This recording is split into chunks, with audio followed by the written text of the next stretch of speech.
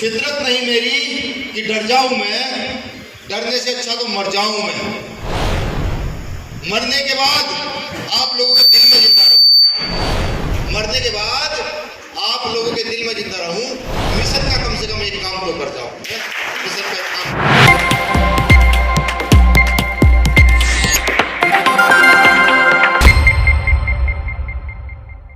करता हूं कि सन 2015 में बने संगठन को हम किसी प्रकार चलाते रहे, लेकिन अब जाकर के सही दिशा की ओर हमने पहला कदम रखा है। मिशन 78 के आभार व्यक्त करता हूं।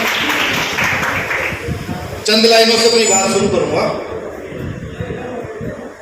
साथियों, फितरत नहीं मेरी कि डर जाऊं मैं।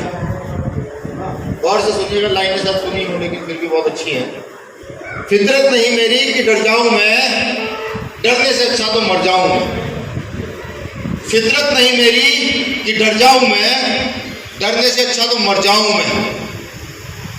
मरने के बाद आप लोगों के दिल में जिंदा रहूं, मरने के बाद आप लोगों के दिल में जिंदा रहूं। मिशन का कम से कम एक काम तो कर जाऊं, मिशन का एक काम तो करता हूं। तथागत बुद्ध जो समता समानता की बात करते थे, उनको नमन। सदगुरु रविदास और जिनके प्रांगण में खड़ा हूं गुरु कबीरदास, गुरु नानक देव, गुरु घासीदास, जो समता समानता की बात करके चले गए। वो आंदोलन जिसके सभी महापुरुष बाबा साहब अम्बेडकर, फूले पेरियार, छत्रपति साहू जी शिवाजी महाराज, संत गाडगे महाराज और तमाम नाम बड़े हैं जिसके अंदर जो समता समानता की बात करके चले गए। लेकिन सवाल ये उठता है, काम तो हम निरंतर बाबा साहब अम्बेडकर का नाम लेकर के कर रहे हैं, सब लोग कर रहे हैं। कुछ लोग फर्जी काम कर रहे हैं, कुछ लोग सही में मूवमेंट का काम कर रहे हैं। कुछ लोग बाबा साहब का ज्ञान लेकर उनके ज्ञान का काम कर रहे हैं, कुछ बाबा साहब का नाम लेकर सिर्फ उनके नाम का काम कर रहे हैं। सवाल ये उठता कि हम क्या करें। मैं इस मंच पर आया, आने के बाद खूब भव्य स्वागत हुआ, खूब सारी मालाएं डली। साफ निवेदन है मेरा, एक बुरी आदत है कि बोलने के बीच में अगर कोई डिस्टर्ब करता है ना, अगर मेरी बातों को सुनकर आपको ये लगे कि मैं गलत बोल रहा हूँ, तो थोड़े स्पष्टवादी आदमी, तुलसी भाई को भी आपने सुना होगा, स्पष्टवादी है तो साफ कह दीजिएगा भैया मैं आपको सुनना नहीं है। अगर ये लगे कि मैं गलत बोल रहा हूँ और लगे कि सही बोल रहा हूँ, तो फिर आपको बोलना नहीं है। आप कहें तो मैं अपने सिर का पंखा बंद करा सकता हूँ, जितना सहयोग मैं आपका कर सकता हूँ। अगर आप कहें बाहर धूम में खड़ा कर बोलना है तो मैं वहाँ खड़ा कर बोल सकता हूँ, उससे आपका कोई सहयोग नहीं कर सकता, क्योंकि जो गर्मी आप झेल रहे हैं वो मैं झेल सकता हूँ और फिर भी अपनी बात कर सकता हूँ। तो मेरा सबसे निवेदन, जो साथी पर्चे भी इकट्ठा करें वो बैठ जाए। तो मैं समता समानता की बात कर रहा हूं। सवाल ये उठता है कि हम बाबा साहब को मानने वाले लोग, जब फुले साहब को भी मानने वाले फुले साहब को, तो हाथ उठा कर बताइए। तो जब हम फुले साहब को मानने वाले हैं तो साहू जी महाराज को मानने वाले होंगे, साहब को मानने वाले होंगे। अब सवाल ये उठता है, बाबा साहब की नगरी आगरा के अंदर जितना मुझे सम्मान दिया गया, सिर्फ और सिर्फ बाबा साहब अम्बेडकर या साहब काशीराम साहब का साथ एक फोटो उसमें था, तथागत बुद्ध को अगर मैं छोड़ दूं, क्योंकि बुद्ध तो बुद्ध है, तो क्या यहां से इस बैकवर्ड को हम जोड़ने की बात करते हैं, क्या यहां से बैकवर्ड हमारे साथ जुड़ेगा? क्या हम जाति व्यवस्था को प्रखर और मजबूत करने पर नहीं लगे हुए हैं? क्या हमने महापुरुषों को खुद नहीं बांटा? क्या आगरा में कोई व्यक्ति ऐसा नहीं था जो एक फोटो फूले की, एक फोटो पेरियार की, एक फोटो माता फातिमा शेख की जाकर के यहाँ दे और कहे भैया ये हमारी? इससे ज्यादा बार अगर आ चुका हूँ, इससे ज्यादा बार अगर आ चुका हूँ, और आगरा की प्रकृति को जितना समझा है खूब नजदीक से, बहुत अच्छे तरीके से समझता हूँ। तो यहाँ कहने का औचित्य मेरा यही है कि जिन्होंने हमें आगे बढ़ाया, अब हमारा फर्ज बनता है कि हम उनके और उनके महापुरुषों को आगे बढ़ाने का काम करें, बताने का काम करें कि ये वो महापुरुष हैं जिन्होंने भारत की ना जाने कितनी महिलाओं के लिए, भारत के ना जाने कितने अछूत वर्ग समाज के लिए काम करने का काम। आप जानते हैं शिक्षा की व्यवस्था हम लोगों की किसने की? जोर से बताओ। महात्मा ज्योतिराव फूले साहब ने यहाँ की महिलाओं के लिए और यहाँ के अछूतों के लिए शिक्षा की व्यवस्था की, तब जाकर बाबा साहब अम्बेडकर संविधान में प्रावधान कर पाए। मुझे बताइए आरक्षण कब देश में लागू हुआ? हम लोगों के लिए कब लागू हुआ?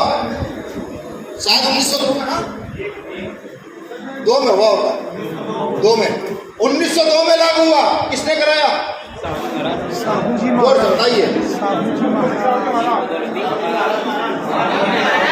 छत्रपति साहू जी महाराज। अगर छत्रपति साहू जी महाराज आरक्षण की व्यवस्था ना करते तो क्या हम उन्नति की ओर जा पाते?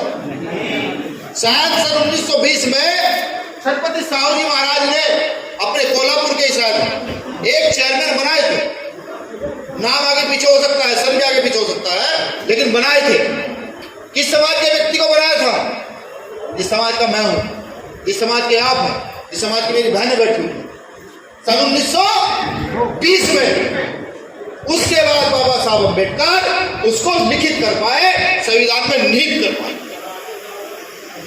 तो क्या हम गैर बराबरी नहीं कर रहे हैं? सोचिएगा, कर रहे हैं ना। इस गैर बराबरी से निकलना हमारा मूल उद्देश्य क्या है, हमको करना क्या है, ये हमें सोचना। जिन लोगों से आज हमारी लड़ाई है ना, हमने बार बार ब्राह्मणवाद, मनुवाद, फलानावाद करके उनको इतना मजबूत कर दिया है कि वो हमारे हर कहीं बात का बहुत जल्द तोड़ निकालते हैं और वो फिर हमें तोड़। इस देश में पहले वर्ग हुआ करते थे, उससे पहले कबीले हुआ करते थे। वर्ग से वर्ण बने, वर्ण से जातियां बनी, जाति से गोत्र बने, और एक एक जाति में न जाने कितने गोत्र हैं। अगर किसी जाति में गोत्र नहीं है तो वो वही है जिनको मनुवादी व्यवस्था के लोग कहते हैं, जिनको साहब काशीराम साहब 15% बता कर गए। अब उनका काम लगातार आसान कर रहे हैं। हम कभी ये नहीं सोचते कि हमें क्या करना। ये तो आज का टॉपिक है। क्या है? ठीक है जरा भैया। भीम आर्मी कार्यकर्ता बुद्धिजीवियों के बीच समन्वय करके समाज के लिए ब्रेन बैंक स्थापित कैसे? 2 चीजें, एक कैडर और दूसरा क्राउड भीड़। आज हम सब लोग सिर्फ और सिर्फ भीड़ है, और ये भीड़ जब तक कैडर ना बन जाए तब तक किसी बुद्धिजीवी से भीम आर्मी के कार्यकर्ता का कोई सही वास्ता हो नहीं सकता। इस क्राउड को कैडर में आप बदल दीजिए, ये बुद्धिजीवी वर्ग कैडर में इसको बदल दे। देखिए, इस काम को करने पे बाबा साहब अम्बेडकर को कई साल लगे, 10, 20, 30, 40 साल मेहनत करके उस काम को कर पाए। जिस काम को करने में साहब मान्यवर कांशीराम साहब को 35 से 34 साल लगे। अगर आप इस क्राउड को कैडर में तब्दील कर दें तो देखिए अगले 10 साल के अंदर वो जो व्यवस्था परिवर्तन की बात सदियों से सब लोग कहते आ रहे हैं, वो व्यवस्था परिवर्तन बहुत मजबूती से कर दिया जाएगा, मात्र 10 साल की। लेकिन अगर ये क्राउड ही बना रहा, ये भीड़ ही बनी रही, इसको ना सिखाया गया तो ये कुछ दिन बाद थकेगा, हारेगा और बैठ जाएगा। वो काम हमारे प्रदेश अध्यक्ष जी के माध्यम से, हमारे प्रभारियों के माध्यम से, हमारी सीनियर टीम के माध्यम से शुरू हो चुका। इस क्राउड को कैडर में तब्दील करने का काम शुरू हो चुका। इस खबर को देखने के बाद क्या है आपकी राय, नीचे दिए गए कमेंट बॉक्स में दीजिए अपनी राय। यदि आपने हमारे चैनल को सब्सक्राइब नहीं किया है तो लाइक और शेयर करें, साथ ही यूट्यूब पर समता टुडे को सब्सक्राइब जरूर करें।